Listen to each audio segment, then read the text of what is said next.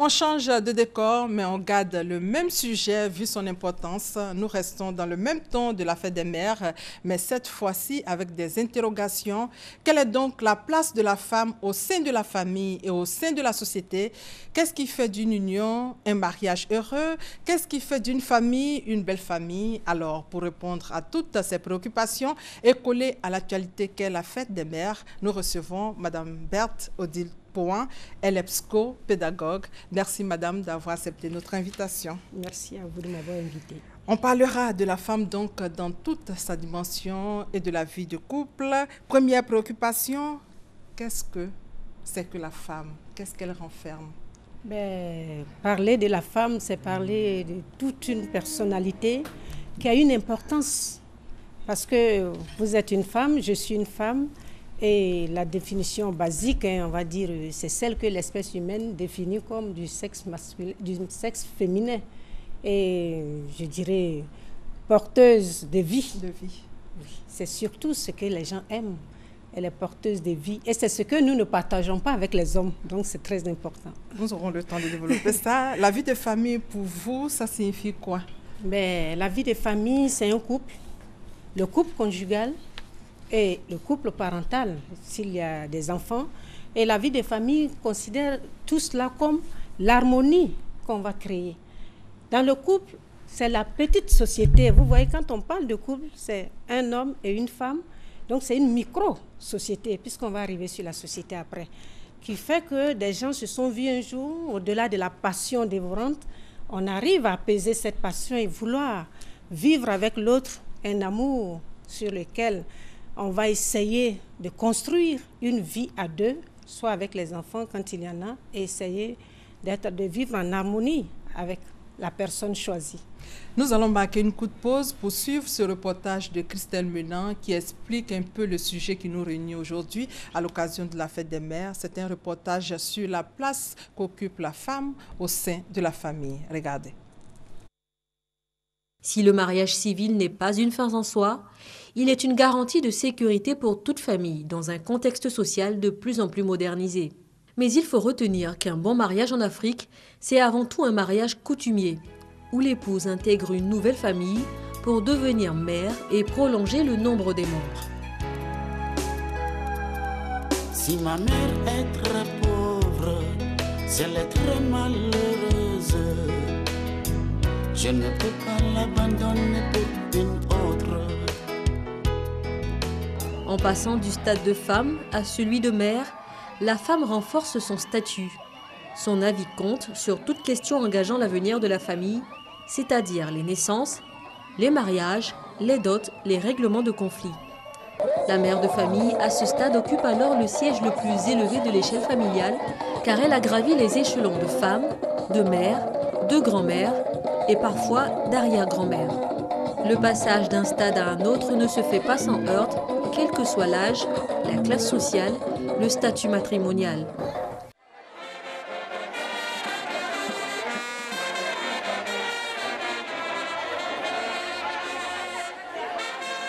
Aujourd'hui, en Côte d'Ivoire, les femmes ont, grâce aux nombreuses lois, les mêmes droits que les hommes, accédant théoriquement aux mêmes fonctions et positions dans tous les secteurs d'activité. Si traditionnellement, l'Africain ne pouvait pas concevoir un mariage sans enfants, les lignes ont beaucoup bougé avec l'évolution des mentalités, rendant beaucoup plus supportable et souple la pénible vie des femmes non encore mères, car n'ayant pas encore procréé.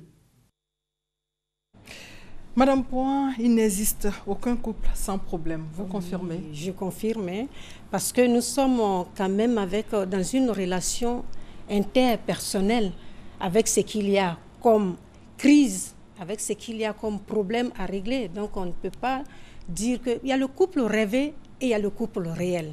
Le couple idéal dans lequel on pense que tout est rose. Maintenant, dans le quotidien, dans la pratique de tous les jours, on est quand même des humains. Avec nos défauts, on vient dans la relation avec nos défauts, avec notre caractère, notre éducation.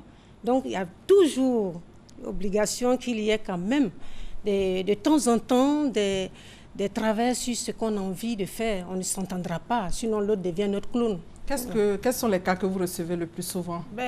Quand on fait les écoutes, il y a le problème de la sexualité, il y a le problème de la communication, il y a le problème de l'éducation des enfants et puis il y a les problèmes financiers qui montrent beaucoup de divergences à ce niveau. Et c'est ce qui fait l'humain. Voilà. Quel est le cas le plus fréquent? Les gens vous parleront de la communication, mais qui chapeautent tout. Chapeautent tout. Voilà. Et puis les problèmes financiers, les analyses d'aujourd'hui ont montré que l'un des éléments qui pose problème dans le couple, c'est le problème financier qui a détrôné un peu le problème sexuel. Entre griffes, ce sont de gros cailloux. Hein. Si vous devez les classer par ordre, le problème de communication passe avant le problème financier. Moi, je dirais, c'est vrai, le problème de communication, même dans les enquêtes qu'on mène, passe avant le problème financier et l'éducation des enfants et le problème sexuel.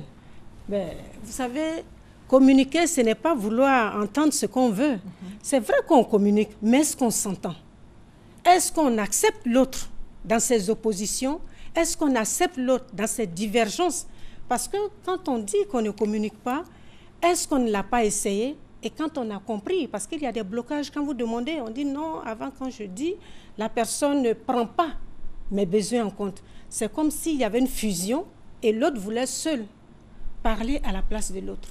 Donc, communiquer, ça ne va pas aplanir toutes les divergences, mais ça va rendre explicite ce qui paraissait implicite. C'est ce qui est important pour éviter les malentendus. Et puis on communique, je dis tout souvent, la communication peut être un sérum, un vaccin. On peut le faire à titre préventif avant que ça n'arrive ou à titre curatif quand ça est là. Là, vous parlez de problèmes de communication, problèmes financiers. Qu'est-ce que vous savez, les problèmes financiers aujourd'hui, dans le couple, il y en a qui sont cigales, il y en a qui sont fourmis et il y en a qui sont les deux. Et ce problème vient plusieurs fois par rapport au salaire. On vous dira qu'on veut connaître le salaire de monsieur. On veut connaître souvent. Les femmes veulent connaître le salaire de monsieur. Et on a l'impression que quand on s'aime, il faut tout se dire. On a l'impression d'être dans un voyeurisme financier. Parce que vous savez, est-ce que connaître le salaire de quelqu'un est l'élément basique de l'amour? Est-ce que cela apporte quelque chose? Donc, le problème financier ici, c'est surtout parler de la contribution de l'autre. Généralement, quand on connaît le salaire, peut-être qu'on imagine votre salaire plus élevé que la réalité. Parce que vous faites tout en même temps, souvent. Et surtout, essayez d'avoir un compte qui est fait avec l'apport de chacun. Il faut communiquer également sur le budget familial. La transparence aussi, elle est importante. Et ça, c'est important. C'est pour ça qu'on dit qu'il faut communiquer. Quand vous communiquez, vous êtes dans la transparence. Et surtout, montrer à l'autre que l'argent qui est mis ensemble pour le budget familial, sert vraiment à la famille. Parce que si on vous confie et qu'avant la fin du mois, on sent qu'il n'existe plus, et vous n'êtes pas arrivé à terme de ce budget-là et que vous avez utilisé à autre chose, il y a la confiance, le manque de confiance qui va s'installer. Et on va arriver au problème sexuel. Sexuel, oui. Voilà. Vous savez, sujet tabou, on ne parle pas de cela dans la famille. Personne ne va élever son enfant, lui dire un jour, quand tu es marié, voilà ce qui va arriver. Parce qu'on confond éducation sexuelle et initiation sexuelle. On n'initie pas son enfant à la sexualité, mais on lui parle de la sexualité. Ce qui se faisait avant, avec nos grands-mères qui disaient, quand tu vas te marier, voilà comment séduire ton mari. Mais aujourd'hui, les parents intellectuels ont plus de tabous à parler de sexualité à l'enfant. Et dans le couple, ce sujet qui est tellement délicat, parce que c'est ce qui fait qu'on n'épouse pas sa soeur, qu'on n'épouse pas son frère, c'est la sexualité. Et il faut parler de cette compatibilité, il faut parler de nos attentes, il faut parler de nos manques, il faut parler de nos frustrations. Mais on pense qu'en disant nos frustrations et nos manques, l'autre va être vexé. Mais c'est la manière, on rentre toujours dans la communication, comment on communique, à quel moment on communique, pourquoi on doit communiquer sur ces sujets pour que l'autre comprenne. On vous dira, quand vous parlez aux gens, on dit non, il sait ce qui est bon pour moi, mais il ne le sait pas. Pourquoi ne pas exprimer nos attentes? Le dialogue est donc très important. Et c'est la clé, que ce soit le couple conjugal, se parler, pour comprendre ce que l'autre dit, pour atteindre un compromis. On ne parle pas pour avoir raison. Et également avec les enfants, on discute avec nos enfants pour savoir quels sont leurs besoins. Surtout leur éducation. Voilà, c'est là où il y a le problème entre parents. qui doit éduquer, Mais vous voyez, c'est pour ça que je dis la femme, je rends hommage à toutes les mères. La femme n'a pas changé de statut. Elle a ajouté un statut de femme active à son statut de mère et d'épouse. Donc, voilà 3 statuts. Ouais. Si on regarde, on dit non, les femmes, mais quand elles sont parties de la maison, les hommes ne sont pas revenus pour les remplacer. Donc, ce manque-là fait aujourd'hui que l'éducation des enfants, on voit, va à volo. Et surtout, comprendre également que l'éducation des enfants est le fait des 2 parents. Vous savez, moi, je peux être autoritariste, l'autre dans le style laisser aller. Mais il faut que les parents soient honnêtes. Quand on s'est entendu, même quand l'autre est absent, il faut rappeler l'interdit. Ton père avait dit que tu ne devais pas faire ça. Même s'il est absent, tu ne dois pas le faire. Il faut aussi que les parents soient des exemples. Les modèles parentaux. Les modèles. Très bien. Voilà, parce que l'enfant copie un modèle. Ouais. Quand vous êtes violent, vous dites à votre enfant, de la manière je bats ta mère, chaque fois que dans la vie tu auras un problème, il faut te battre. C'est pour ça que quand on dit de ne pas frapper, on dit non, mais c'est parce que c'est un modèle, c'est une transmission, c'est comme un héritage que vous donnez à votre enfant pour régler des problèmes dans sa vie. Et c'est ce qui pose problème. Si les parents s'aiment, que les enfants voient des modèles, mais ils ont envie de se marier. Mais il y a des parents qui font qu'aujourd'hui, les enfants n'ont même pas envie de se marier, tellement ils ont vu la violence conjugale à l'extrême. Donc vous comprenez que quand on est parent, on n'a plus les mêmes comportements que quand il n'y avait pas d'enfants. Si tous ces points sont bien gérés, on parle d'harmonie et d'équilibre dans le couple. Si ce n'est pas le cas, qu'est-ce que vous proposez comme solution, madame? C'est bien dit. Quand c'est bien géré, on parle d'équilibre et de sécurité pour les enfants. Un milieu sécurisant pour un enfant, un milieu dans lequel il va bien se développer. Mais maintenant, si cela n'est pas bien mené, comme on le dit, on revient toujours à cela, la volonté de réussir mon couple. Parce qu'il ne faut pas dire, si ça ne marche pas, je m'en vais. La crise est salvatrice. Quand on ne s'entend pas, on essaie d'aplanir, de chercher qu'est-ce qui ne marche pas. La première question, c'est de comprendre qu'est-ce qui ne va pas. Et surtout, de chercher ma part des responsabilités. Il n'y a ni un seul qui est blanc ou un seul qui est noir. Chacun a sa part. Et si j'identifie la part, on essaie de discuter pour voir où est-ce qu'il y a le problème. Madame Pabouyan, le temps avance. On a parlé de la place de la femme au sein de la famille et maintenant nous allons parler de la place de la femme au sein de la société. Elle est éducatrice. Est-ce qu'aujourd'hui, vous l'avez dit tout à l'heure, est-ce qu'elle a changé véritablement de statut? Vous savez, c'est là que j'ai dit que la famille est une micro-société. Donc quand vous éduquez, ce sont les personnes éduquées dans une famille qui constituent la société dans un pays. Les diverses femmes. Donc, quand la femme, dans cette société-là, aujourd'hui, on dit elle est éducatrice, mais moi, je prends simplement même le phénomène qu'on a des microbes, tout ça. Quand la mère est partie de la maison, qui l'a remplacée? Les microbes, c'est un peu trop dit, des ex-délinquants. Des ex-délinquants. Voilà. Donc, de ce dont on parle maintenant.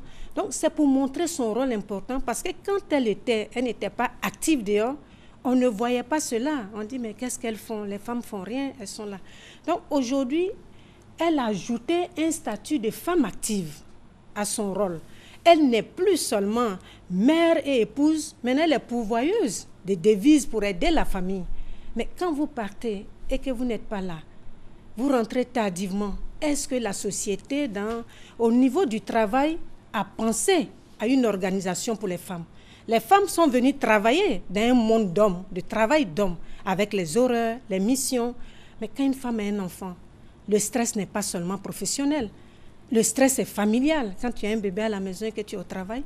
Donc, vous comprenez que l'organisation même du travail ne favorise pas la femme dans son épanouissement. Qu'est-ce qu'il faut? Mais il faut une nouvelle organisation. Merci, madame. Merci, madame Berthe Odile Pouan, d'être venue apporter votre contribution à la célébration de la fête des mères en nous donnant les clés d'une vie de famille réussie. Je rappelle que vous êtes psychopédagogue. Merci d'être venue sur notre plateau. Merci à vous aussi. Merci à la rédaction chargée des magazines pour le sujet du jour qui met l'accent sur la vie de famille. Bonne fête à tous et merci de votre fidélité.